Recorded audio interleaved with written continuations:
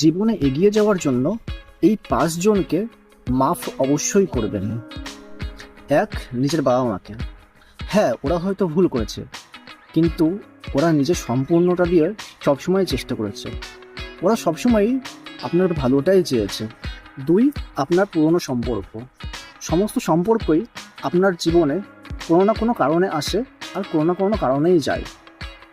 সম্পর্ক যেমনই হোক না কেন, আপনাকে বিদায় জানাতেই হবে। ৩, তাদেরকে যারা আপনাকে ঘৃণা করে।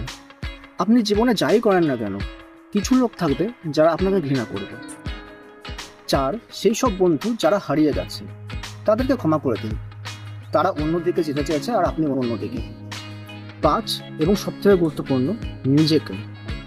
আপনি হয়তো অনেক ভুল করেছেন, যার জন্য আপনি নিজেকে মাফ করতে পারছেন না, কিন্তু আপনাকে মাফ করতে হবে, কারণ আপনি বদলাতে চান।